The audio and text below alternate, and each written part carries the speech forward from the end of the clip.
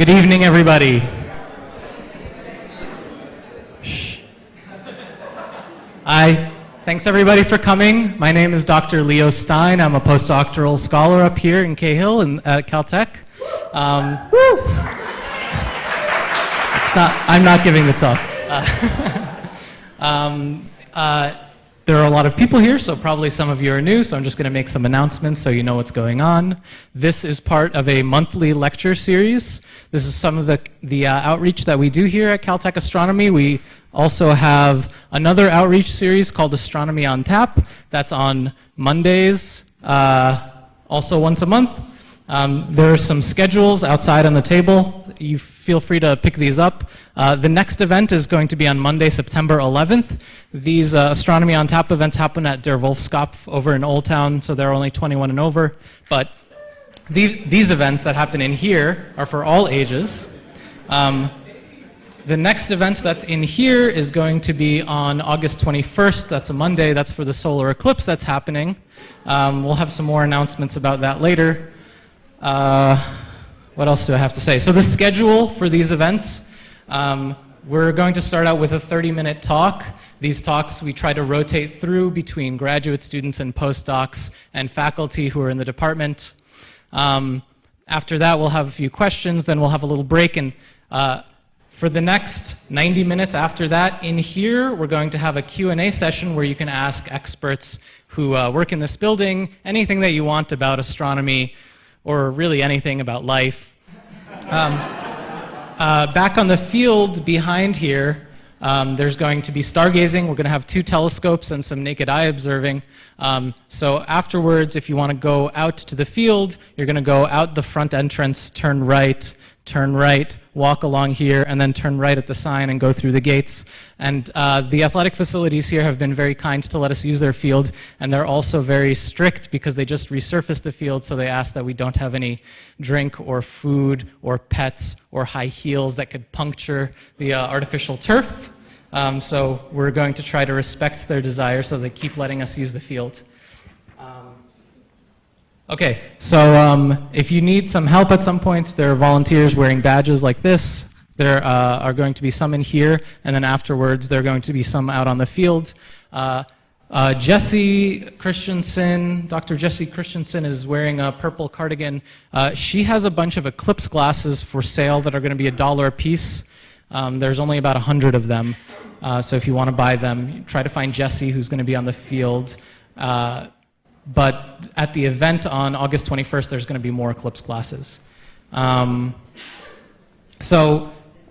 also a tiny little survey that was on the table that was outside. Please, if you want to help us out, fill out the survey, because this thing is going to help us get some statistics, and that's going to help us get these events funded more. All right, so you probably didn't come here to hear me ramble, so we're going to get on to the main event. So tonight, we're very happy to have Professor Sean Carroll. Professor Carroll is an expert in cosmology. He studies foundations of quantum mechanics, how philosophy interplays with physics, how complexity arises out of the laws of physics, things like how to get information out of black holes. He's a prolific author of popular physics books and of textbooks that people like me who study general relativity have. He's a recipient of the prestigious Guggenheim Fellowship. He's a blogger and a tweeter. He's a poetic naturalist. So today we're going to hear about the origin of the universe and the era of time. So please join me in welcoming Professor Carroll.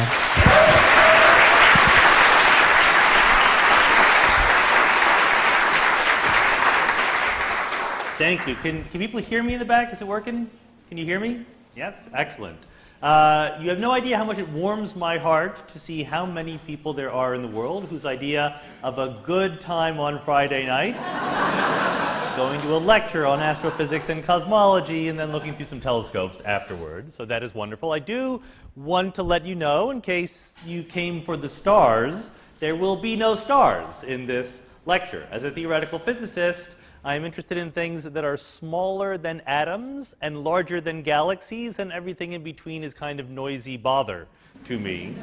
But what I want to do, the universe itself will make an appearance in today's talk. It will be about the theme of what is time and how does time work, And the surprising insight will be that cosmology and the origin of the universe play a big role there, and there are important mysteries that we haven't yet solved.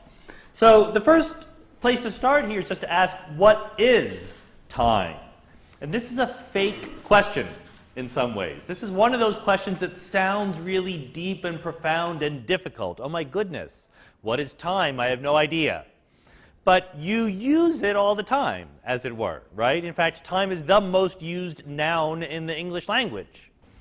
If someone says to you, the lecture is at 8 p.m., you don't say, oh my God, what does that mean? I have no idea how to use this information. You know exactly what to do. If someone says the lecture is going to last for half an hour, etc., you know how to process that. The short version is that time is just a label on the universe. The universe, big space filled with stuff. There are tables and chairs and people and planets and stars scattered throughout space. And this arrangement of stuff happens over and over again. There are copies of it that are just a little bit different from each other, and we label them by this number we call time. It's very much, as Einstein pointed out, like space. We find things in the universe by labeling where they are in space. You say the lecture is at 8 p.m. 8 p.m., right? Yes. It is at Cahill Building at Caltech that locates it in space. That helps us find ourselves in the universe. But there's also a crucial difference between space and time, which is that space does not have a direction. Here in the room, space has a direction. There's a difference between up and down. Down is the direction things fall in. But you know, deep in your heart, that that's not a reflection of any fundamental nature of reality. That's the Earth beneath us pulling on things. If you go to outer space, where the pull of the Earth can be ignored, there would be no difference between up, down, left, right, forward, backward. There is no directionality to space. All of the different directions you can point yourself in space are more or less the same. And that's true both in our everyday lives and in the deep down laws of physics. Time has a direction. We all used to be younger, and we will be older. It's not just me, I feel it sometimes, but all of us used to be younger and will be older. And it's not just a convention, right? I mean, you might say, well, sure, you define being younger as what was happening in one direction and being older is the other, but there are differences. There are systematic, objective differences between being younger and being older that are universal among all people, and that is a reflection of the fact that there is a difference between the past and future. Time has a direction which we call the arrow of time. The arrow of time is just the difference between the past and the future. There's somehow a directionality that time has that space does not. So what do I mean by that? How does it manifest itself other than the evolution of kings of rock and roll? Well, you can remember the past. You can't remember the future. I hope there's no one here who can remember the future. But we have, it's not something specific about human beings or their biological brains or anything like that. There are records, there are artifacts, there are physical objects, whether they are paintings or photographs or fossils, that tell us something specific about what was going on in the past. Where it comes to the future, nobody has a photograph of the future. There's a famous Mitch Hedberg joke. He says, I don't know why people are always telling me, here's a picture of what I looked like when I was younger. All pictures of what you looked like when you were younger. Right? There are no pictures of what you look like when you were older. We can predict the future, but we might be wrong in ways that an accurate record of the past doesn't let us be. So here's a question you should be asking yourself, which maybe you never have asked yourself. Why are these records of the past? Why is it possible to take a picture of the past and not the future, is the short version of that question. It's a more difficult question than you might think. But it goes beyond that. We think that there's a fundamental feature of how reality works, that there is cause and effect, right? There's an effect first and then a cause. I drop a pebble into the pond and ripples come out. The ripples come out because I dropped the pebble in.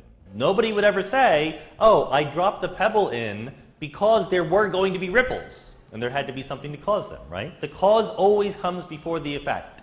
Free will, you have the ability to make choices about the future. You could say right now, I've changed my mind, this is a really boring lecture, I'm going to leave, okay? You cannot say right now, I will choose not to have come to the lecture. You cannot make a choice that influences things in the past, but you have the ability to do that toward the future. Why is that? Where does this asymmetry, this arrow of time, come from?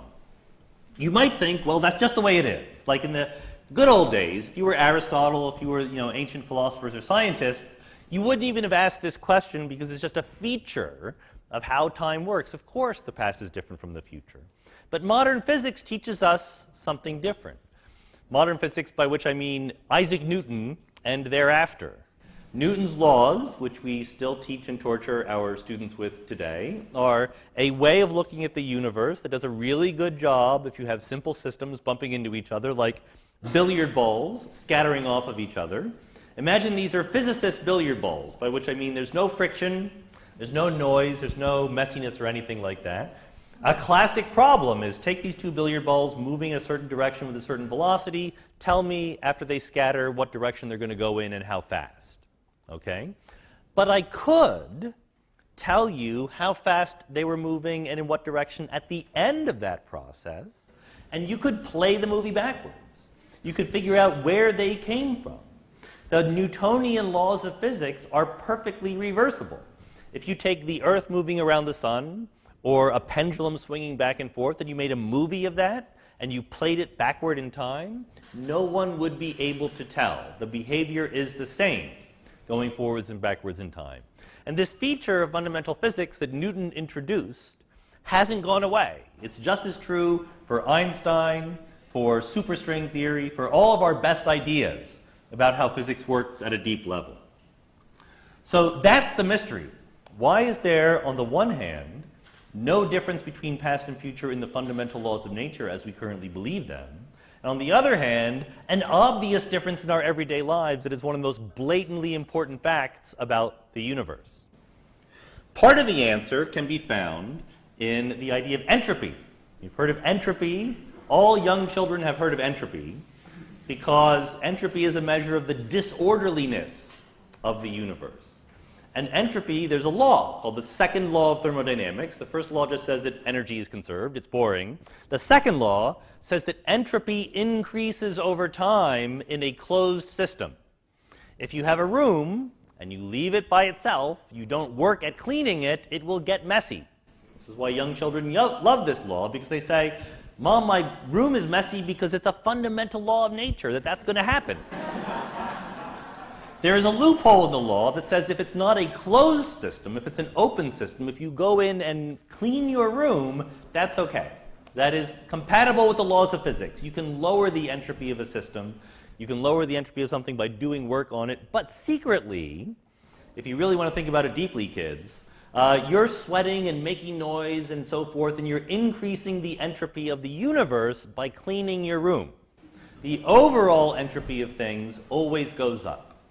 So that's not an explanation of anything by itself, that's a feature. Once you go from simple systems, like two billiard balls or a pendulum going back and forth, to complicated systems with many, many moving parts, there's this idea called entropy, which seems to be able to tell the difference between the past and the future. Entropy was lower in the past, higher in the future. The universe was more organized in the past, will be more messy and disorderly in the future.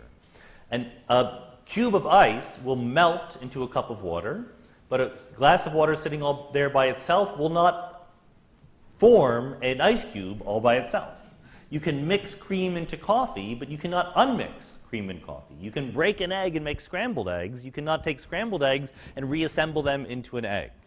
In every single case, it's because entropy has gone up in the process that actually happens.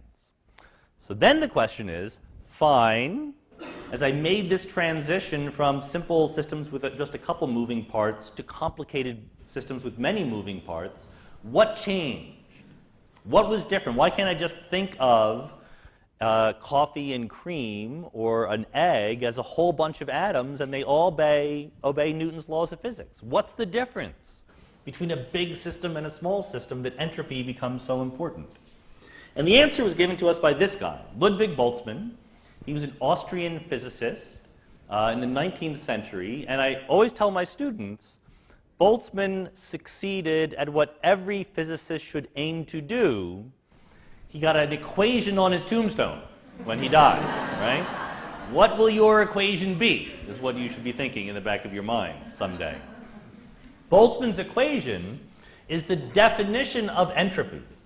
Entropy is a weird thing. The second law says that entropy increases over time, but the second law was invented before the concept of entropy was invented, and the concept of entropy was invented before we defined it. So Boltzmann finally came along and said, aha, I know what entropy is. The point is that when I look at a system with many, many moving parts, an egg, a cup of coffee, or whatever, I don't see every detail of the system.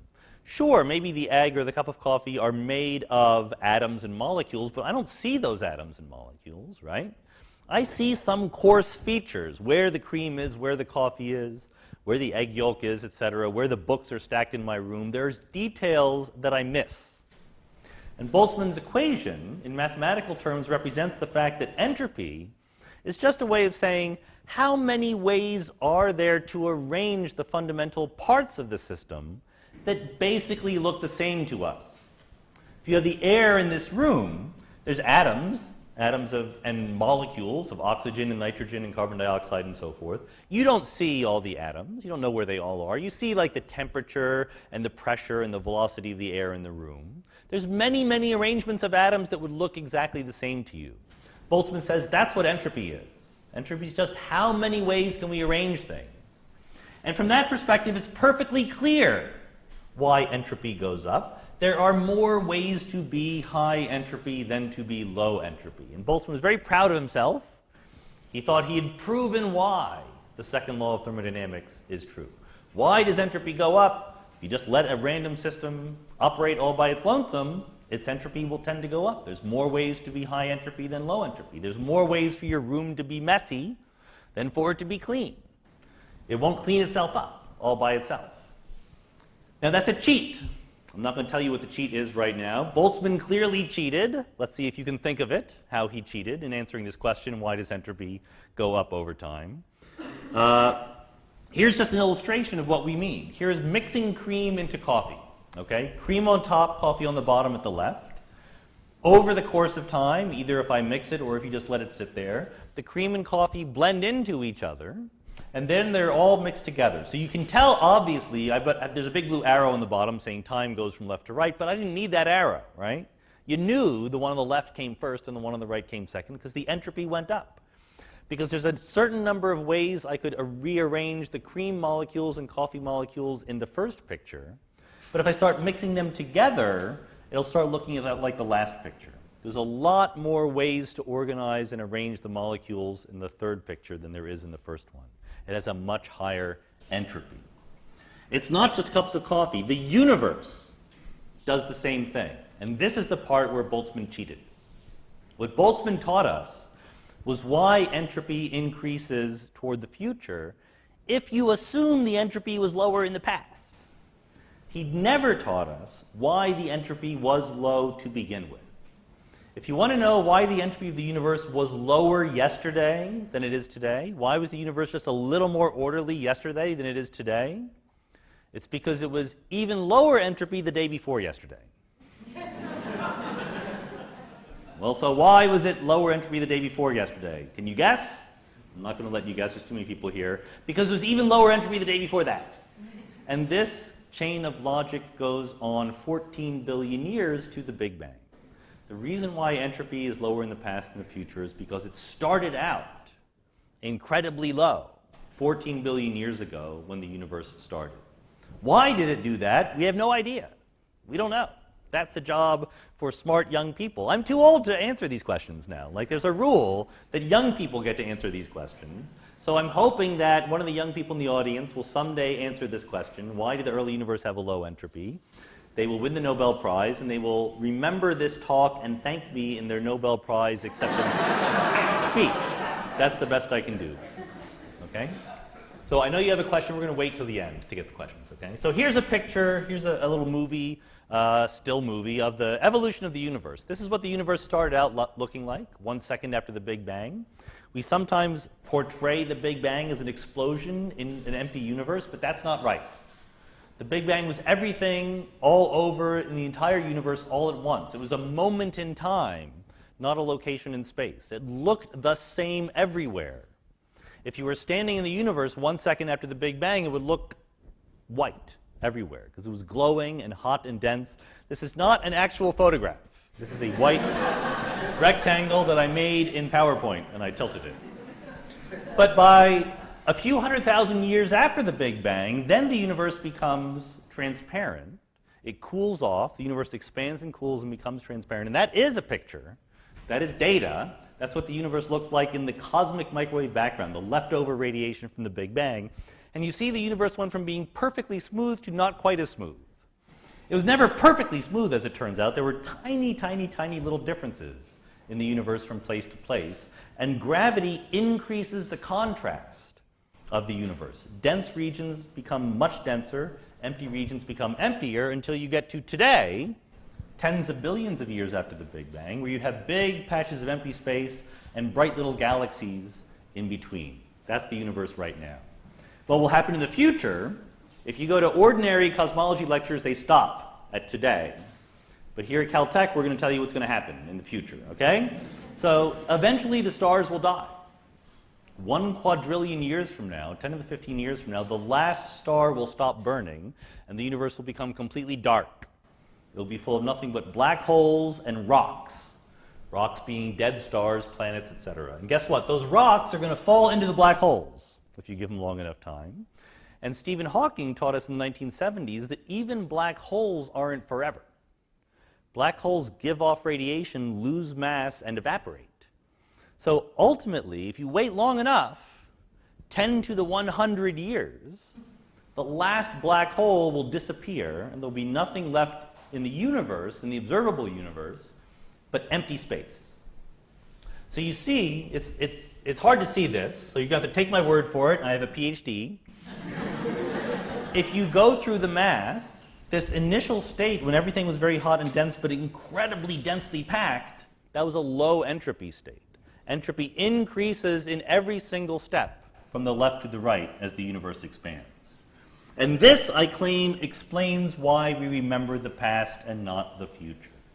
Every difference, I'm going to argue, between the past and the future is because the entropy used to be lower. So why do you remember the past and not the future? Again, nothing to do with your brain. Here is a memory. Here's my favorite example of a memory. It's an artifact. Anything that tells you something specific about the past is a memory. Okay? So you're walking down the street one day, you come across a broken egg on the sidewalk, and you ask yourself, you're in a reflective mood, you ask yourself, I wonder what the past of that egg was like. Okay? You say, well, probably there used to be an unbroken egg, and someone dropped it, and now it's broken. That's pretty much the only thing that could possibly happen, right? But what does the future of the egg hold? There's many possibilities. It could just sit there, someone could clean it up, dog could come by and eat it, could be washed away in a rainstorm. There's many, many possible futures for the egg and only one very specific past. Why is that? Again, you should be asking yourself these questions. Why are there so many more possible futures than pasts? And you know what? It's not because of the laws of physics. The laws of physics tell us that given the information we have about the egg, we don't know all of its individual atoms and molecules, but we know the basic features of what it looks like. There are many different futures, but there are equally many different pasts. There's exactly the same number as far as the fundamental laws of physics are concerned. Why do you and I think we know something about the past of that egg that we don't know about the future? Because secretly, since we were born, we knew that there was a Big Bang that had a low entropy. And we applied that knowledge to specify some possible past trajectories at the expense of others. As you go through life and you look at books and photographs and memories in your head and you believe that they tell you something specific about the past, the only reason that's possible is because there's an orderliness imposed on the universe by the fact that it began with a low entropy. There's an asymmetry because there's no corresponding condition on the future. It's only the past that has this special feature. That's why we remember the past and not the future. Now, there's something that is like a little aside that is worth talking about here, because once it sinks in, What I'm telling you is that everything you know about the progress of time is that the universe is becoming messier. It's becoming more disorderly. It's becoming higher entropy. That's the story of time passing. Entropy is increasing. At some point, you're going to say, yeah, but I'm not that messy. I personally am kind of like an exquisitely organized biological system, right? How do things like people and internets and institutes of technology come into existence if all that happens as the universe expands and cools is that entropy is increasing? So the answer is that there's a completely different story for complexity versus simplicity than there is for entropy versus order. We tend to connect them in our minds, but the truth is not quite that simple. In the cup of coffee example, on the left, there was low entropy. On the right, it's high entropy. In the middle, it's middle entropy, medium entropy. But think about it. The picture on the left, all the cream on the top and all the coffee on the bottom, is very simple, right? To describe what you see, you just say cream on top, coffee on bottom, you're done. The picture on the right, high entropy, is also very simple. Everything's mixed together. Now you're done. It's the picture in the middle. If the lights were dimmer, you would see there's sort of some complicated fractal pattern, tendrils of cream and coffee mixing in with each other. It's in between simple and simple that complexity arises. It's not whether entropy is high or low that lets complexity exist. It's because entropy is increasing that lets complexity exist. The complex structures you see here come into being because entropy is increasing. And that's not just cups of coffee. The universe is exactly the same way. The low entropy past was very, very simple. The high entropy future will be very, very simple. The medium entropy present is when the universe looks very complex. You are fortunate enough to live in the fun, go-go, exciting, complex, intricate part of the history of the universe. This Friday night, right now. That's not really true. We don't know about that. But this era of the universe's history, this is when the interesting things are happening. And that goes not just to galaxies and planets, cream and coffee, but life itself. There's a professor at JPL up the street here in Pasadena named Michael Russell who has proposed a theory of the origin of life. We don't know how life began, so there's many things we don't know about that. We know less about how life began than about how the universe began. But he proposed a theory. He said, look, the early Earth, before there was life, had many environments which were low entropy. The problem was entropy wanted to increase, but it didn't know how. I sat next to Michael on the plane once, and he said, oh, I know the purpose of life. It's to hydrogenate carbon dioxide. That's usually not what people say when you ask them the purpose of life. The point is that in this early environment, there was too much carbon dioxide, which is a low entropy way to be. Those carbon atoms wanted to get rid of their oxygens and get hydrogens instead and become methane. But doing that, the whole process increases entropy, but individual intermediate steps would decrease entropy first. So there's a blockage. There was no way to get there. The clever invention that allowed entropy to increase in this circumstance, according to Russell's theory, is called life. A living organism can take these low entropy things and make them into high entropy things. You and I call that eating. That's what we do. This is a wonderful picture drawn by the physicist Roger Penrose. Think about what happens on the Earth. We get light from the sun, right? You say to yourself, what good is it? Why do we get light from the sun? What do we use that for? You might say, well, we get energy from the sun, right? True, as far as it goes, but the truth is, the Earth radiates the same amount of energy into the universe as we get from the sun. The net amount of energy on Earth is staying the same. What's important is that we get visible light from the sun, what you see out there on days when there's no solar eclipse, and then we radiate infrared light into the universe, which means that for every 1 photon of light we get from the sun, the Earth radiates back 20 photons, but with, on average, 1/20th the energy each. Quantitatively, that means the Earth increases the entropy of that solar radiation by a factor of 20. And again, what you and I refer to that as is photosynthesis, eating, chewing our cud, eating the bacon, using that energy to write books and take physics courses, and then it all gets radiated back into the universe. So the fact that you and I are complex, intricate systems is not despite the fact that entropy is increasing. It's only possible because we're in such a low entropy state, and our existence and sustenance and continuation over time relies on the fact that we increase the entropy of the universe. So that was an aside. Your entire existence is just a way for the universe to become messier. Sorry. But on the way, you can do useful work like answer important cosmology questions. Here's an important cosmology question. Why did the universe start out with low entropy? Here's another way of portraying the whole history of the universe. We have about 14 billion years between the Big Bang and today. We think we have infinity years between now and the future, but that's a puzzle for a different day. So why this asymmetry? Why did the early universe start out with such a low entropy? Even Boltzmann thought that this was an issue to be addressed. So the short answer is we don't know. I told you that already. Let me give you one guess. In physics, we call this a theory. A theory that a graduate student and I put forward some years ago, and we think is one promising way to think about this question. We know that the early universe, although it was low entropy, it was small. So here's the thing. Ask yourself, what would a high entropy universe look like? The right way to ask it is, why aren't we in a high entropy state? Right? So what does a high entropy universe look like? Well, I already told you, it looks like empty space.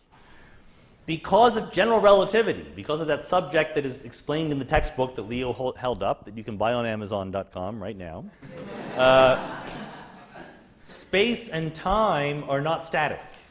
They're dynamic. They move and they breathe and they change when they're pushed around by matter and energy in the universe. Therefore, there's a special thing in general relativity. If you have a system and you say, well, can I increase its entropy? The answer is always yes, namely by making space bigger. That gives you more places to put stuff, and therefore the entropy goes up. So the highest entropy state the universe can be in is one where space is just as big as it can be, and it's completely empty and there's nothing there. So the question is, why don't we live there? This is the fundamental question of cosmology. Why aren't we in empty space? You might say, well, I couldn't exist in empty space, but fine. So why does the universe have more stuff in it than just you? Or more stuff in it than just our solar system? So here's our theory. We know that there's not only general relativity, which says that space and time are curved and dynamical, there's also quantum mechanics. Quantum mechanics says many things. There'll be a whole other lecture, which I'll give someday, but one of the points of quantum mechanics is that there can be fluctuations. You can sit quietly for a long time like you're a neutron. If you're a neutron just sitting there, neutrons have a finite lifetime. If you let them out of their cages, a neutron will eventually decay.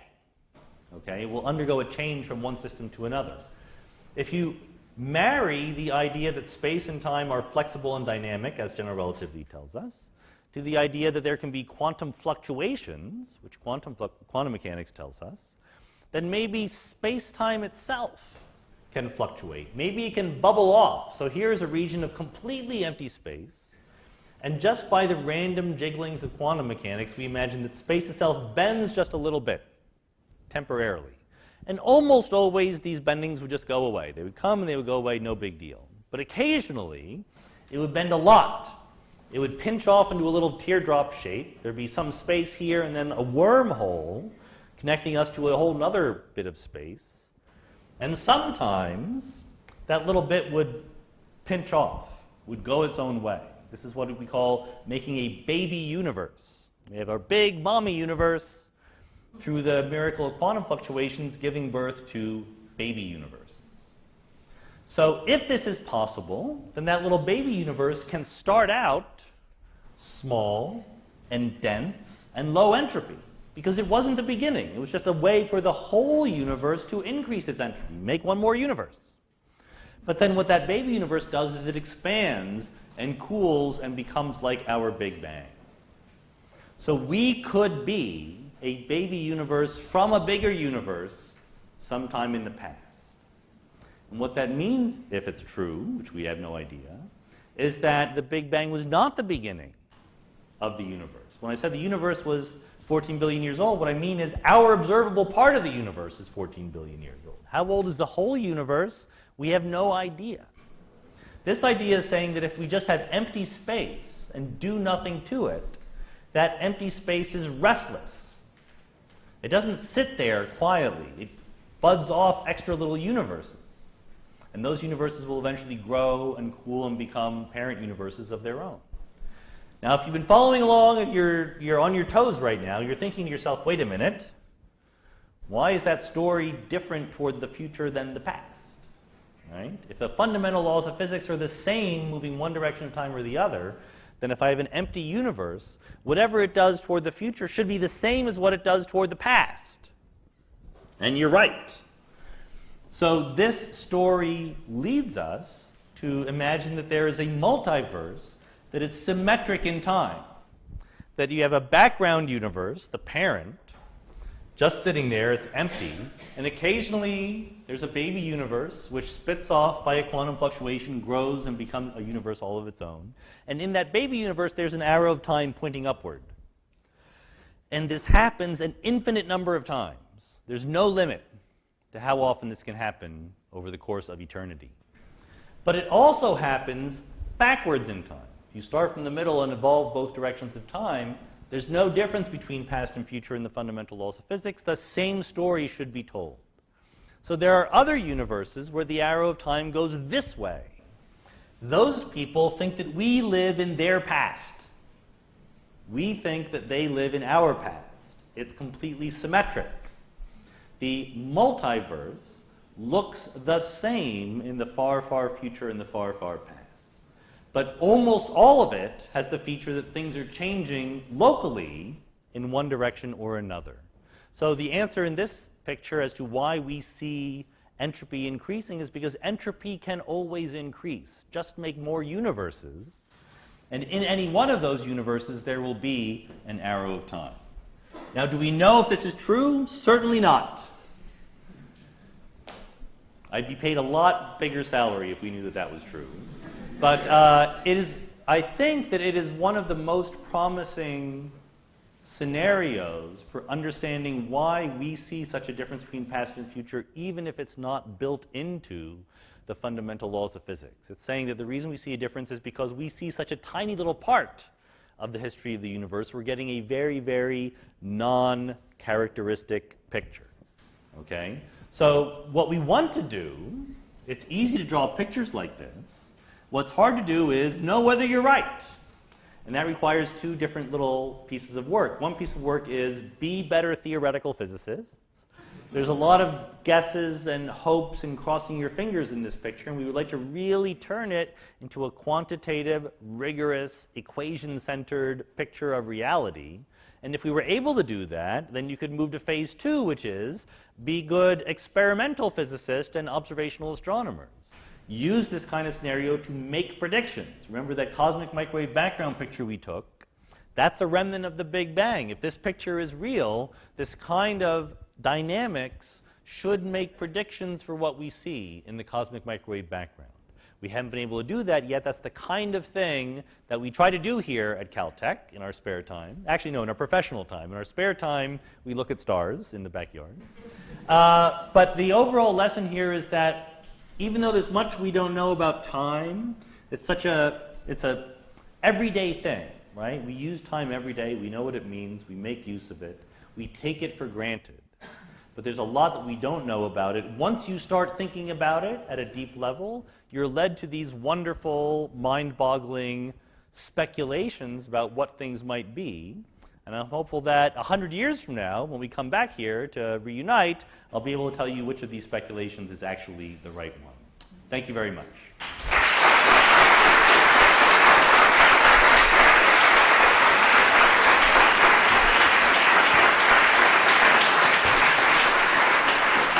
All right. Did everybody have their minds blown? Okay, so let's let Sean take questions for about 5 or 10 minutes, and then I'll make some more announcements, and then we'll do some setup. So, okay. Did you have a remaining question? Go ahead.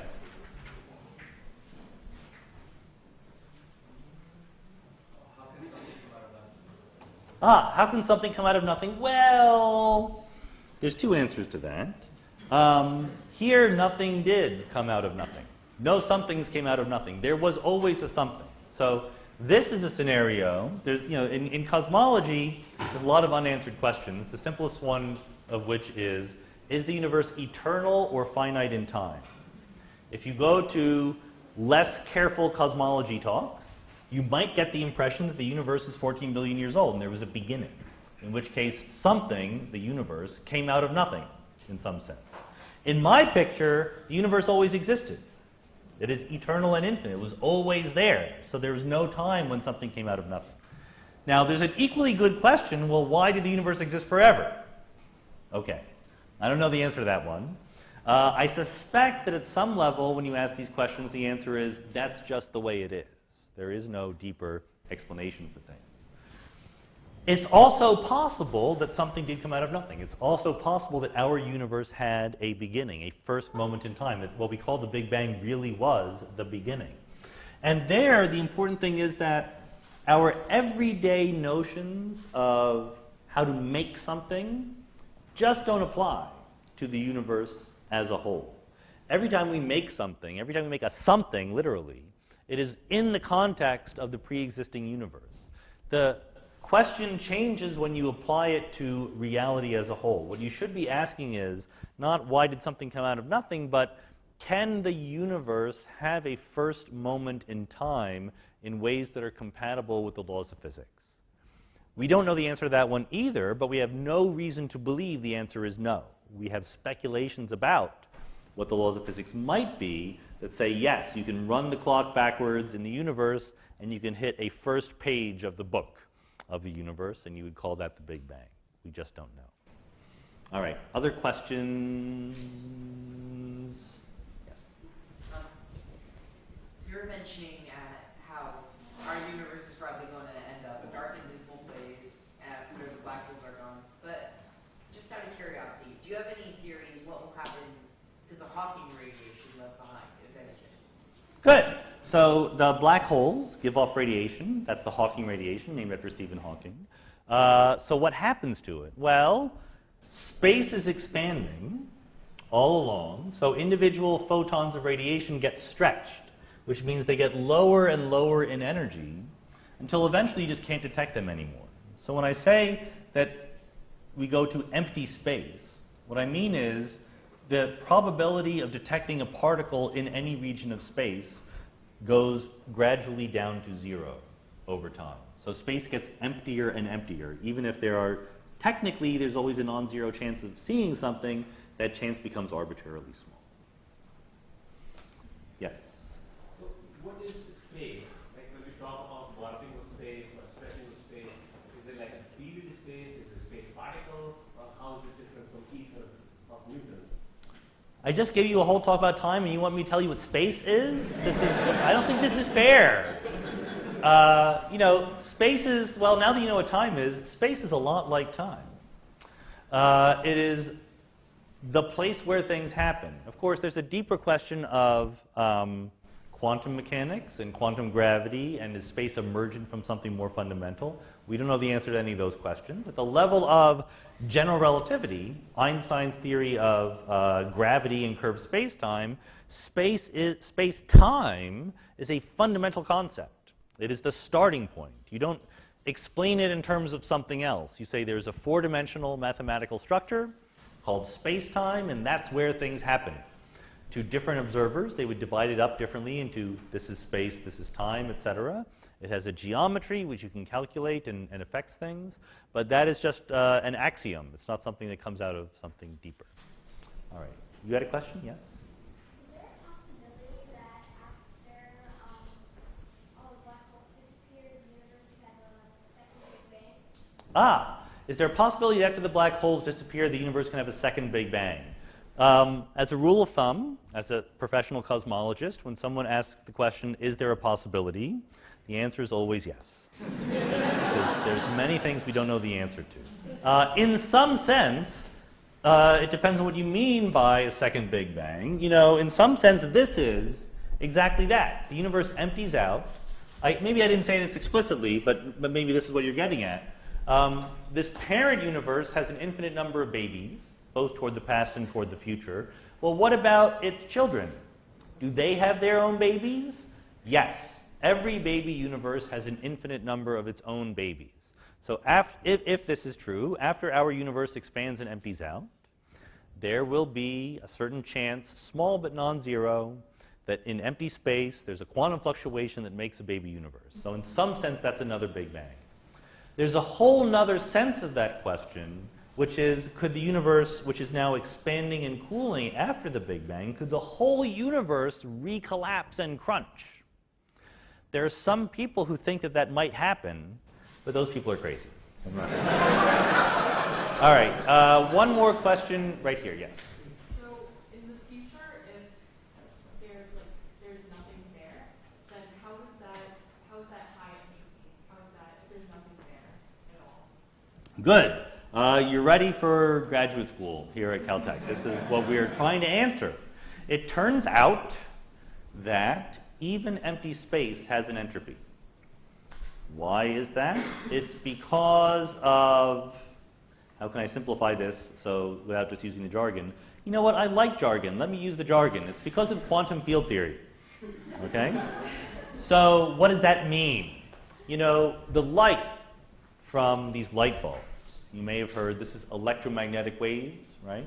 At every point in this room, there's something called an electric field. It has a value. It's like a little arrow pointing here or whatever, and there's a magnetic field. And a field is just something that has a value at every point in space. Okay? An electromagnetic wave is when a field, in this case the electric field and the magnetic field, oscillates back and forth. The electric field bounces up and down. The light from these light bulbs comes because there's an electron somewhere which has an electric charge and it's being shaken by the current running through the light bulb. And that shaking electron makes the electric field around it vibrate, and we see that as an electromagnetic wave. Why am I telling you this? Because we now in modern physics think that everything is a wave at some level. It's not that hard to think that the gravitational field is a field, that the electromagnetic field is a field, but you say, well, what about the particles that make up the table? What about the electrons and the protons or the quarks underneath? Those are also little vibrating quantum fields, okay? So rather than the universe being made of empty space with particles in it, we have empty space, but at every point in space there's a whole bunch of fields that have their values. There's the electromagnetic field, the gravitational field, the electron field, the up quark field, the neutrino fields, etc., okay? At every point in space. So when I divide up space into this region and the outside, even if there in some sense is nothing inside that region, even if it's empty space, there's still fields there doing their little quantum jiggling. And those fields come equipped with an entropy. And what that means is that, in fact, counter to all of your intuition, the highest entropy state that we know of is empty space. Yeah, and that's an excellent place to end. Thank you very much for spending this time. Okay, if you are here for the Q&A session, then we're going to get started. So let's just go through our panel and have them introduce ourselves. Okay, so I'm Anders Helgesen. I'm a postdoc here, and I know stuff about star and chemical evolution of the Milky Way, and like general stuff about the Milky Way, and stuff about telescopes as well, observing. Hi, I'm Astrid. I'm a postdoc here. I do mostly theoretical work and simulations about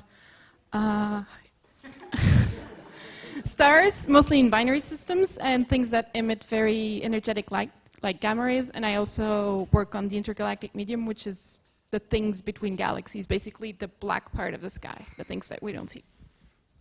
I'm Leo Stein. I work on Einstein's theory of general relativity and how to test it by simulating black holes smashing together and the gravitational waves that they make. I'm Lee Rosenthal. I'm a first-year grad student, and I've become an expert in galaxies, telescopes, supernovae, and star formation. Okay, so let's just open it up if anybody has any questions. Yeah, I guess this one is for Astrid. It's on gamma rays. By the way, I saw your lecture last time, and it was excellent. Thank you very much. Thank you. The European Space Agency has a gamma ray observatory.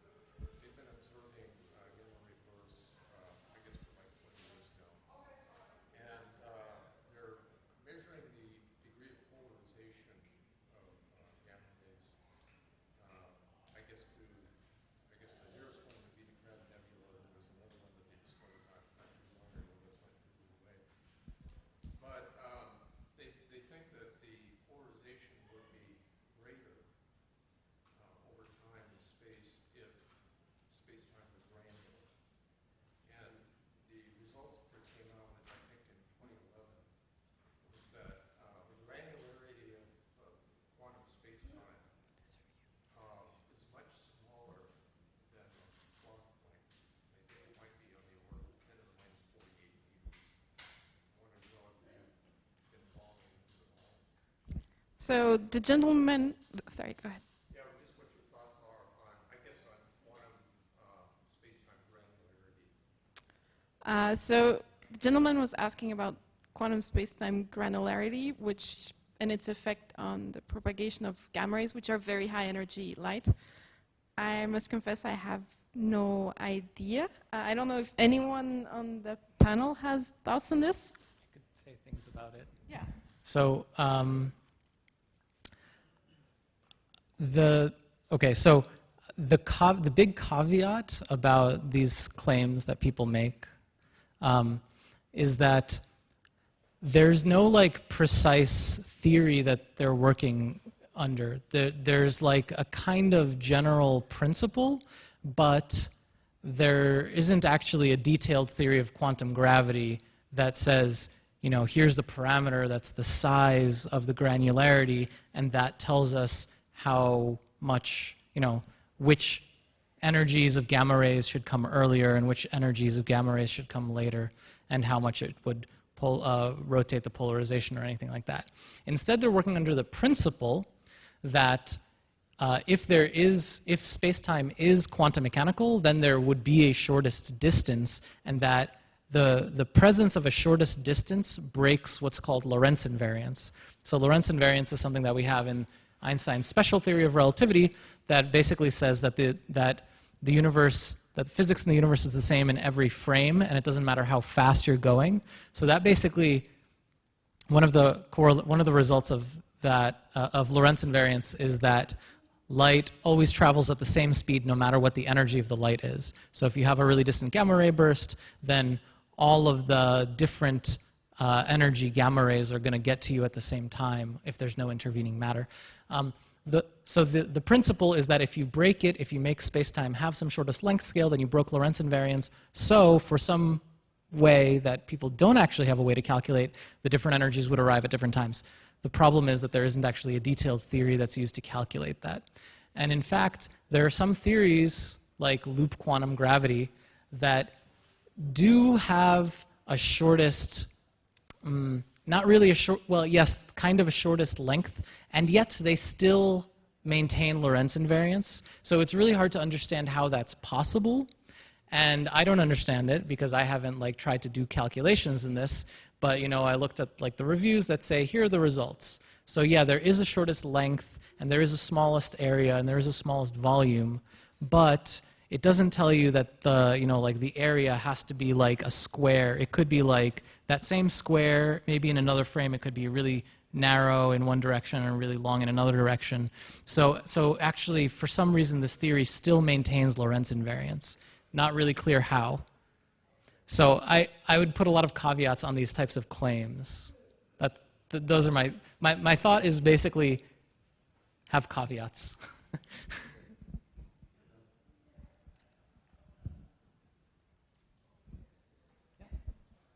Just a few days ago, they discovered like around 100 million black holes. What are the general sizes? Are they going That sounds really exciting.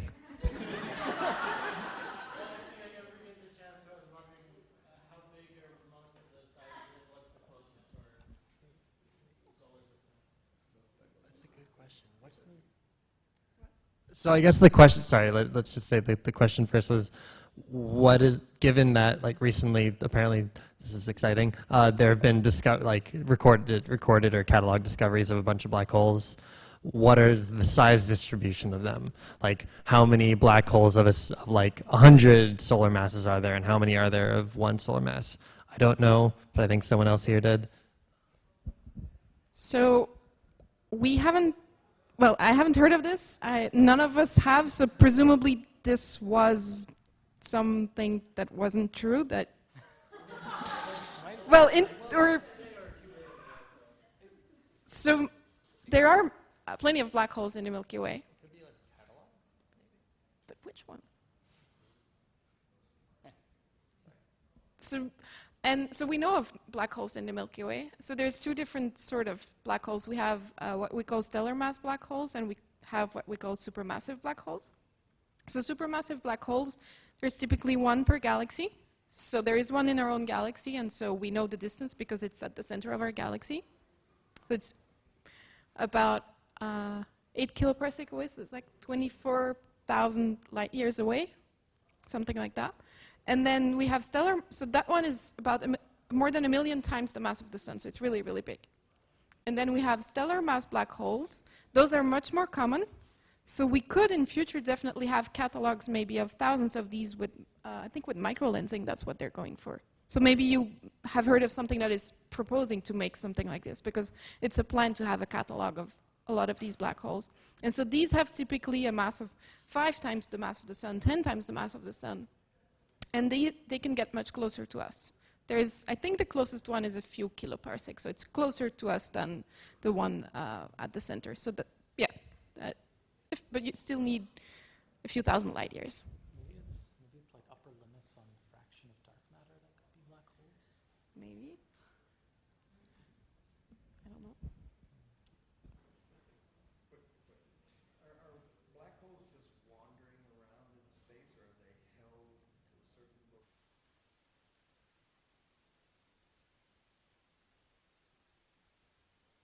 Well, black holes are like.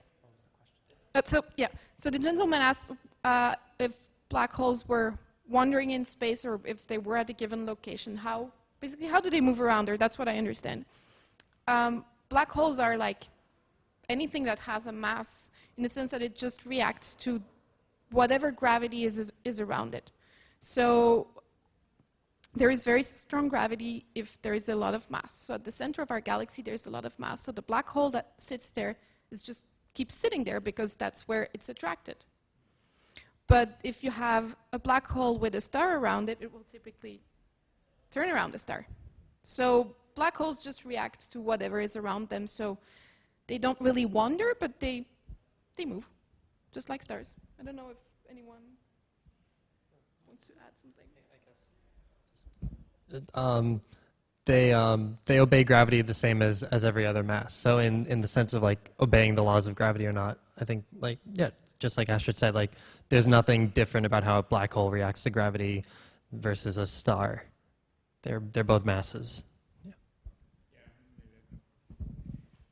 Yeah, and also just to maybe to like elaborate a little bit on that. I mean, like one of the very, I guess, a very common misconception about black holes is that they like kind of like act as giant vacuum cleaners and like suck things into them. And it's like they don't really do that. I mean, if you're sitting outside a black hole, you kind of like move around it like we're moving around the sun. I mean, it's the same kind of laws that governs how stuff move outside of a black hole. Like with the difference that from a black hole, like the gravitational field is so strong that if I'm pretty close to a black hole, like the gravitational pull that my feet would feel and my head would feel would be very, very different. That would probably be rather unpleasant.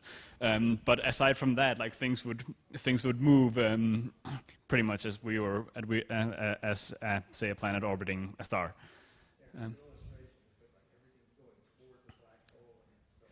Yeah, exactly. And of course, like there's also like if you like once you have matter that like crosses the Schwarzschild radius of the black hole, I mean, then there's no going back. Then stuff ends up in the center of the black hole. We think. I mean, we don't really know what's happening inside of the Schwarzschild radius, but stuff is certainly not coming back out, as far as I'm aware. More questions? Can you explain the life cycle of a black hole and what Hawking radiation is? Start with you. I The life cycle. the life cycle. So we have to start with the birth. Oh, yeah, okay. So she was asking what the life cycle of a black hole is. So for stellar mass black holes, so the smaller ones, we know that they come from, they're remnants of massive stars. So they're basically dead bodies of really massive stars. When the star has burned all its fuel, it explodes, and the thing you have left is a black hole.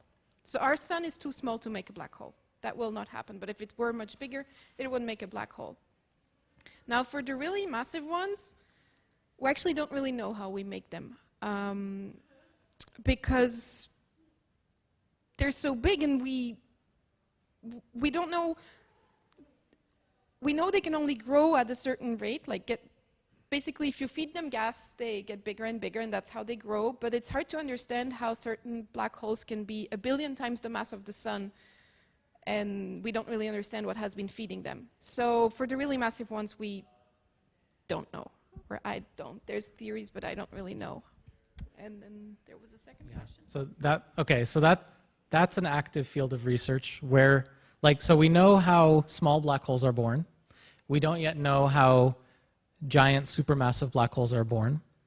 And in Einstein's classic theory of general relativity, this one, in what's in this textbook, once you form a black hole, then nothing really happens to it. It could eat more stuff, and it could merge with other black holes and get bigger. But it could never get smaller in classical Einstein theory of general relativity.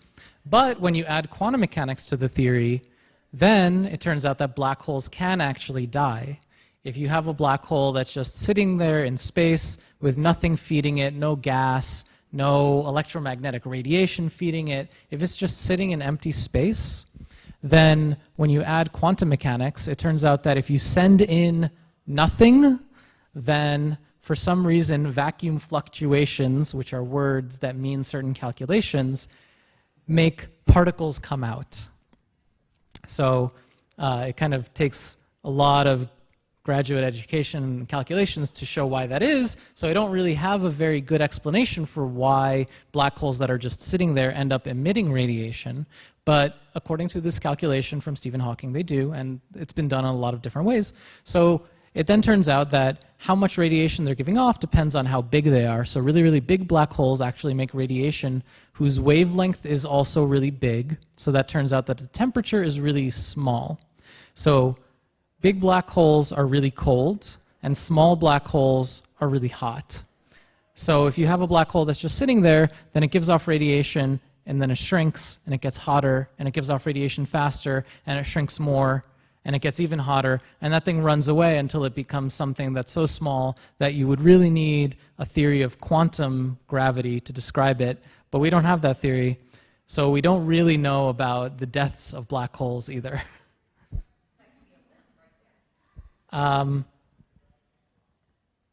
So in principle, the tiny black holes, their size when you need quantum gravity would be when they get to the order of the Planck length, which is around 10 to the minus 33 centimeters. So anyway, they would have a Planck mass, which is around 10 to the minus 5 grams, which is about the weight of a mosquito. So that's actually really, really, really, really huge in mass compared to what we think of as WIMPs, which are one of the candidates for dark matter particles. So one possibility for the deaths of black holes is that they don't really die, that they make something called a stable remnant, and they just end up sitting there as this thing that has the mass that's about a couple of Planck masses. That's one possibility. People don't really know. But that would be too heavy to be a WIMP, because it would be around 10 to the 15 times the masses that we think that WIMPs are, which is, what is 10 to the 15? Is that like a... Peta? Okay, million, billion, trillion, quadrillion, and quadrillion times the mass. Okay, so anyway, it would be big. Anybody who hasn't asked any questions? Back there? Yeah, talking about that Planck scale of gravity. The way I understand it, gravity is weaker at the quantum level as a particle level. But when it's Planck scale, it's stronger. Is that correct? Or am I misinterpreting that? Okay, so the gentleman's question was basically, is gravity weaker at long distances and stronger at short distances? Is that right? Well, I've read that at the small particle level, gravity is weak. Right. What's the Planck scale? It's strong. Is that right? Yeah, well, the answer is we don't really know how to describe gravity at the Planck scale. That's one of the like big puzzles in high energy physics nowadays.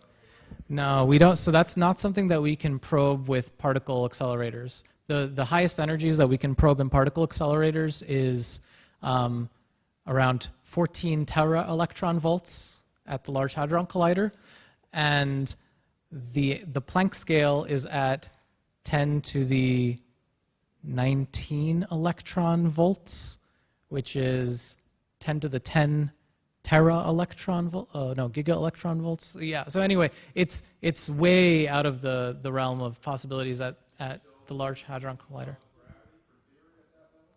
So sorry, the question was, do you still use Newton's laws? So you don't use Newton's laws, and you don't use Einstein's theory of general relativity. Really, there is no theory that we have at that level. There's a bunch of speculation.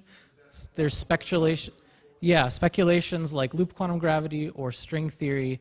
But basically, it's all kind of open-ended, and people are trying to figure out what things could we calculate that we would actually be able to measure and see if those things are true or not. And so far, people have been really hard-pressed to find actual predictions that we have access to. It's just at such an unfathomably high energy. Yeah. Yeah. I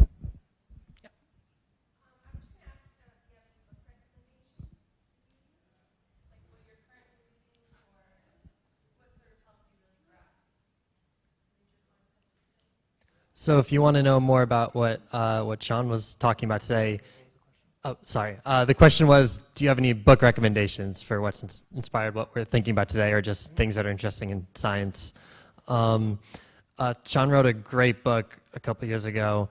It's either called From Here to Eternity or From Eternity to Here. One of them is a movie, and the other one is this book. But it's a book. It goes over a lot. This talk was partially a summary of it, but he talks about the directionality of the time and goes into detail about it. I really like it because Sean's a physicist that also is a philosopher, and he really likes to think about these ideas deeply, and that's good. Jenna Levin is a great science writer who wrote a book about LIGO that came out right around gravitational waves were detected, called Black Hole Blues. I haven't read it yet, but I just gave it as a gift because it's supposed to be a great book. When I was in high school, I think I read Michio Kaku's book called Hyperspace. I don't remember any other books that one got me really interested in, fourth dimension and thinking about what is space-time made of and is time travel possible, stuff like that. So I can't remember any of the books along the lines of what Sean described, but a couple of days ago, actually, we were having dinner with friends, and one of them said, okay, just was reading this book by Neil deGrasse Tyson. It's something like Astrophysics for People in a Hurry or something, and that apparently is a hit. I haven't read it, but it's on my to-read list. Okay. They're all in Danish. They're all in Danish. There's another, if you're interested in the more physicsy side of things, like string theory and these things that Leo was talking about, Brian Greene is a writer who's written a bunch of great books. The Elegant Universe is one that I read in high school, which I don't know if that's out of date at this point, but I mean... he's written a bunch that are all basically about string theory, but that's a really good one. Yeah, if you go looking, there'll be a lot of books written by these people, and public science is always a great thing to read. I remembered another one. I think I read Stephen Hawking's The Universe in a Nutshell. Is that? Or maybe, A Brief History of Time. Yeah. A brief. Yeah. Okay. This is Sean Carroll's textbook. If you want to learn general relativity, it's a good one. This is a great place to start. This is a real page turner. Yeah. we could turn this into like a little book reading if you want. Consider the three killing vector fields of the two-sphere. Show that their commutators satisfy the following algebra.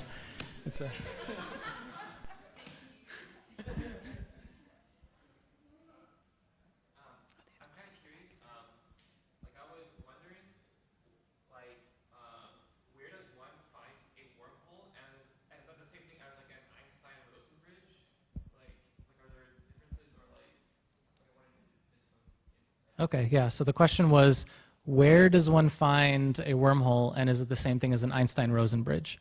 So mainly you find it in physics papers, probably not so much in the real universe. And the reason is that in people's calculations, every time they try to say what would happen if you could build one of these things, it turns out that to build it you would need stuff that we have never observed. You would need something whose energy density is negative, and we don't know what that means. We've never observed anything like that. And it seems that it's always unstable. So if you could build it, then if you poked it, it would collapse. And the second question, yes, an Einstein-Rosen bridge is a model of a wormhole. It's one type. And there are a bunch of different types of models that you could write down. But they're all basically like, what if space-time was shaped like that? What would it mean? And then you figure out what kind of matter you need to do that. And that was one of the early ones. There's a question back there. Yeah.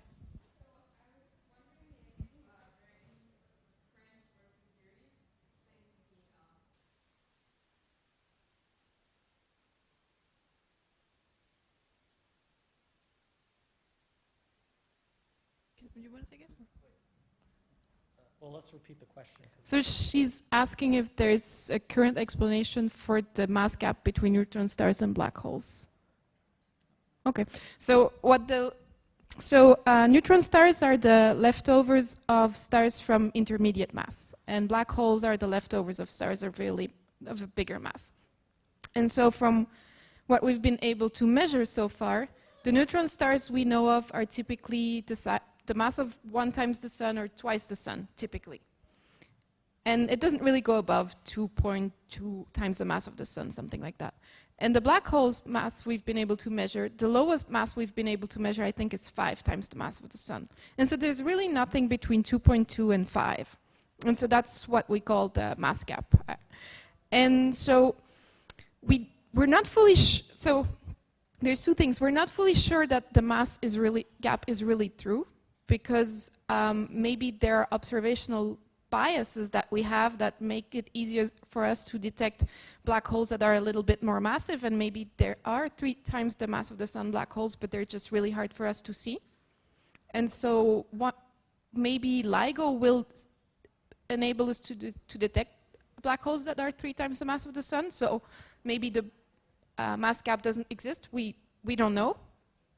But assuming the mass gap exists, we have models that explain stellar evolution, and at least we can make them in such a way that they make a mass gap. Presumably, if we found a black hole of 2 times the mass of the sun, we can change the models and make them make 2 times solar mass black holes. Don't worry, we can make sure that the models work. But the models we have currently is just because the neutron stars and the black holes come from different initial stars. This way we can actually create a mass gap, basically. But we're not 100% sure that the mass gap exists.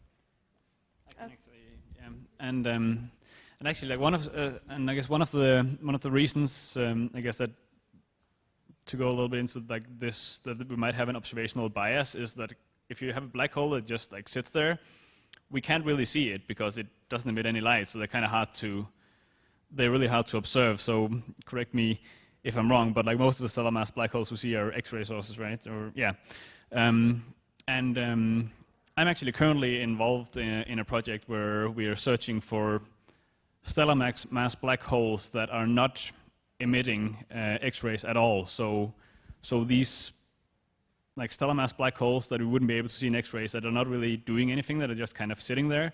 At this point, we have around 20-some candidates. We're still getting observations, and we hope that some of these candidates will turn out to actually be stellar mass black holes. So the way we do this is actually it's kind of cool. So we're looking at pulsating stars. So some stars have like light variations. And some of them pulsates really, really regularly. So like they have a pulsation period of like maybe 30 minutes. So like so they're extremely good clocks. And then if we measure like the arrival time of this light as it comes toward us, then if this star is moving around in an orbit and is moving around something, then the distance that the light actually has to travel to arrive at our observatories changes a little bit. And that means we can actually see if this really, really stable clock is moving around something else that we don't see. And we can get an idea of the mass of this object. So we are currently trying to find stellar mass black holes that are not really doing anything by looking at something that's moving around the black hole. But it's active research in progress. So hopefully in hopefully like a year's time, we should be able to have some results to present on that.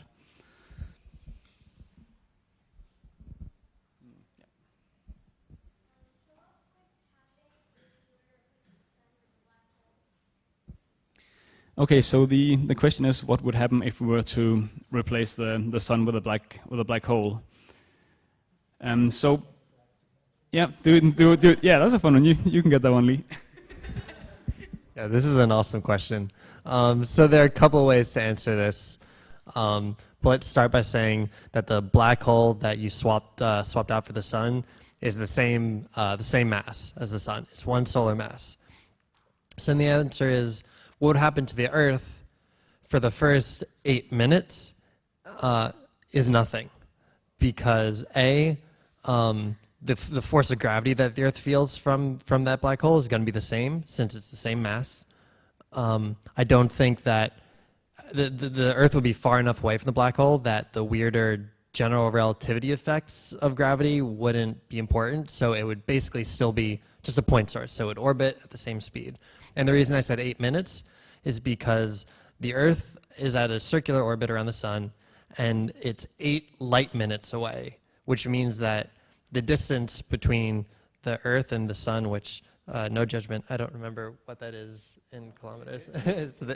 They don't know either. 50 million kilometers. What? 150 million kilometers.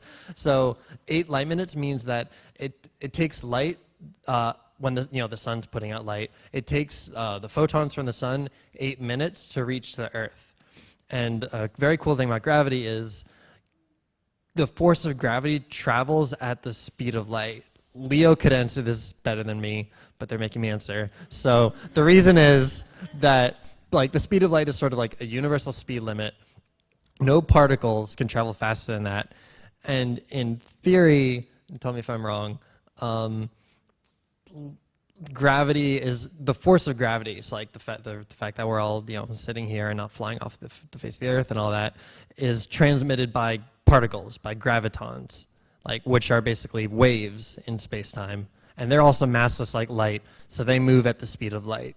So the tug that the Earth feels from the sun is actually 8 minutes old.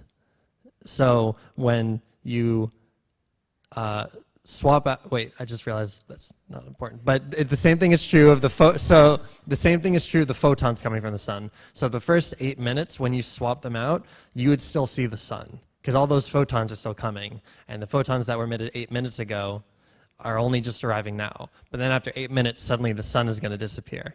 And then there are other ways, fun ways you could answer this fun ways you could answer this question, like what happens when the sun goes out? Well, solar power is dead in the water, for one thing. But I mean, all the processes that create life would eventually stop. I mean, because plant-based life, wait, this is going to get sad, but but you know, plant-based life would die because you can't have photosynthesis without light, and unless we went about building a whole bunch of fluorescent lights really quickly, you couldn't really fix that. And also, where would you get the power for those fluorescent lights? You'd have to start burning a lot more coal. So there are a lot of other things you could say, but I think one of the fun things about this question is that when you're a physicist and you're presented with a problem, there are a whole bunch of routes that you can go down and answer different facets of the question.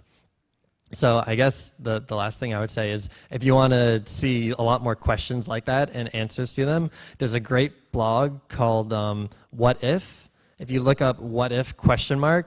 online, and then this is going to be weird, the letters XKCD after it, there's this writer who used to be a roboticist at NASA who answers questions like this. So the first one he answered was, what happens if someone pitched a baseball at you at the speed of light? And he wrote this whole essay explaining what would happen, because there actually is an answer. But I mean, these questions are really fun, so you should check that out. And yeah, good question.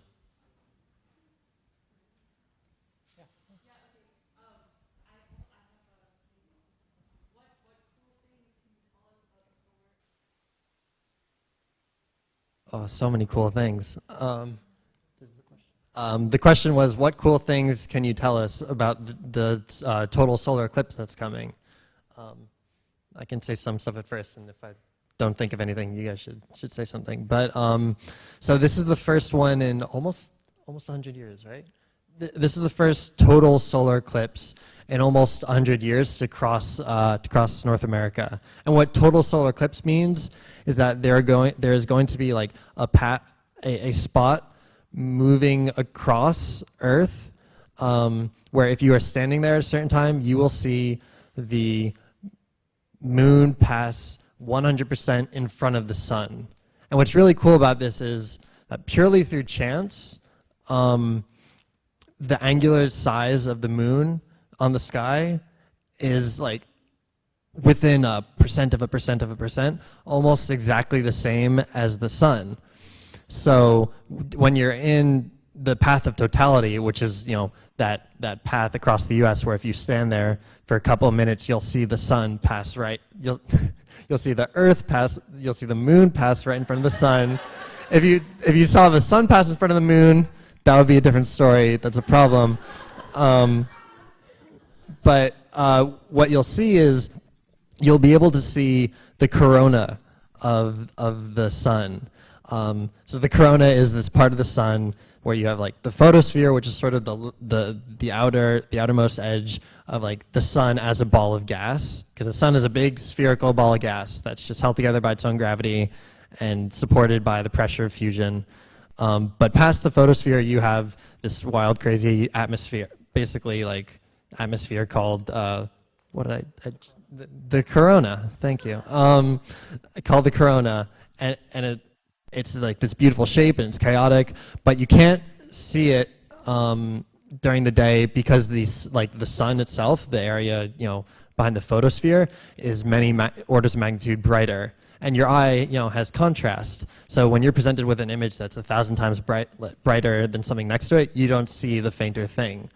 But when the moon passes in front of the sun, since they're almost exactly the same size, the moon totally blocks out like the photosphere part of the sun, and you can actually for a couple of minutes see the corona. And if the moon were even a little bit bigger, you wouldn't be able to see it because it would just cover the corona. And if it were even a little bit smaller, you wouldn't be able to see it because even just the edge of the photosphere would be too bright to see the edge. But with all that being said, even if you're not in the path of totality, which you can look up maps, like go to nasa.gov and look for a map of where totality is going to be. It's like Oregon is the closest place you can go. It's still really cool because you get to see something pass in front of the sun. But if you do, very important, there's a reason that we were advertising buying eclipse glasses. It's not just because we want to make a buck off of each of you. It's because like if you look at the sun, if you look at the sun for too long, at all, you can do serious damage to your eyes. So like I think on Amazon you can buy a 10-pack of these things for $5 or something. But there are Eclipse paper glasses you can buy that have filters that will make it safe for you to look at the sun. So let me add my cool thing about this, which is that so the strip of totality, that's only 60 miles wide. And if you're in this strip of totality, I'm told, I've never been in a total solar eclipse, but I will be, it's supposed to actually get cooler, and you're supposed to actually be able to feel the air get cooler because you don't have the heat from the sun warming up the air. And other fun fact is that the moon's orbit around the Earth is not a perfect circle. So actually, the moon sometimes is a little closer to us and sometimes a little farther away, even when eclipses happen. So sometimes you get an alignment, but the moon is a little closer or a little farther away. And if it's a little closer, then it looks a little bigger. And if it's a little farther away, it looks a little smaller. So sometimes you get these eclipses that are called annular eclipses, where the size of the disk of the moon is a little bit smaller than the size of the disk of the photosphere of the sun. So you end up with kind of like a ring, an annulus, and it looks like, you know, a flaming ring where it's dark in the middle and it's bright on the outside. That would be really cool to see. I don't have anything. Sorry. I've already seen one in my life. Yeah, in Europe. In Europe, when I was a kid, when I was 12 or something, there was one. So I'm not driving up to Oregon. One other thing before I forget. If, like me, you're not going to be in the path of totality. Sorry. If you're not going to be in the path of totality in August, there's another one in 7 years in the U.S., which goes the other way. It goes from the westmost part of Mexico to through upstate New York. So there will be another opportunity soon. I guess another cool thing is that when you're in the path of totality, you should, as the shadow of the moon passes in front of you, you should also be able to pick out some of the brightest stars in the sky during the day. That's pretty cool. I think that's a cool thing. You can actually see stars during the day. Oh, there's some planets visible too as well. Okay, very cool. Yeah, so you'll be able to spot stuff in the sky that you normally wouldn't see. And I guess another fun thing about these eclipses is also that the orbit of the moon around the Earth is tilted a little bit with respect to the orbit of the Earth around the sun. So the moon is not orbiting in the same plane as the Earth is around the sun, because if it was, we would have a total solar eclipse every month, like every time the moon passes around the sun. But because it's tilted with a slight angle, that's why this doesn't happen all the time. Why it's kind of rare event, because like the alignment has to be just right, and that doesn't happen all the time. So that's like a little cool detail as well. Oh yeah, also, yes, important additional information. We will actually be hosting an eclipse viewing event here at Caltech, over on the Beckman lawn, over on Wilson in front of the Beckman Institute. We'll be bringing out a couple of telescopes with some solar filters and some projectors, so people can just drop by there and check out the eclipse through a telescope. And we'll start at around 9:30 a.m. And then go on for a couple of hours, and we'll be a good handful of astronomers there to look at the eclipse and answer questions about the sun. So we only have like 5 minutes left before security is going to lock the doors over there. So let's take like one more question, or maybe two if they're really quick in the back.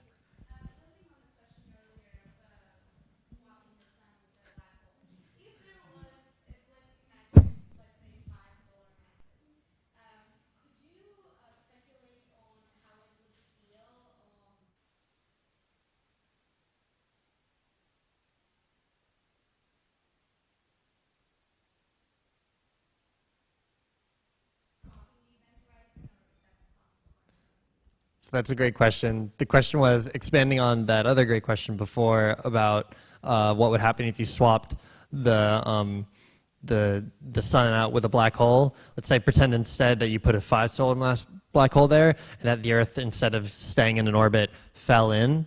What would it feel like to be a person on Earth passing through the event horizon, which is the border of a black hole within which nothing can escape. No information can pass from inside the event horizon to out, only stuff in. So the answer is it wouldn't feel like anything. Wait. No, Leo's going to say wrong, but before he does, it's because it's so massive enough that you don't feel significant. No, never mind. Leo's going to answer this question. Okay, so what Lee was going to say would be true for a supermassive black hole. So the tide, which is, the tide is the difference between how much you feel gravity at one side versus the other side, right? The reason that the Earth has tides is because, one side of the Earth is farther away from the moon than the other side, so there's a difference in how strongly the moon is pulling on water and stuff. So the same thing is true of like a human body. The human body can feel a tide if we're close to something like a black hole. So the strength of the tide depends on how far away you are, but also how big that object is. But at the event horizon, some things cancel out, so it turns out that at the event horizon of a black hole, the tide just depends on the mass of the black hole, and it depends on 1 over the mass squared, which means that for smaller black holes, you get a bigger tide, and for bigger black holes, you get a smaller tide. So for a supermassive black hole, you might be able to fall through the event horizon without realizing it, in the sense of you didn't get ripped apart. You'd realize it because you would see that like suddenly the rest of the universe looked like it shrank into like half of the sky and then into like a little disk, but that's a separate issue. You didn't get torn apart, right? You get torn apart like an hour later. For a stellar mass black hole, for a black hole that's about the mass of the sun, a 1 solar mass black hole, it takes about a microsecond to go from, the nearest orbit to inside the event horizon. So that should give you a sense of like how quickly you get torn apart. You get torn. So I guess you're kind of right that you wouldn't feel anything because you get torn apart too fast to feel anything. So yeah, you're right. You're right. You don't feel anything. I think that's all the time we have today. So thanks everybody for coming. Come next month.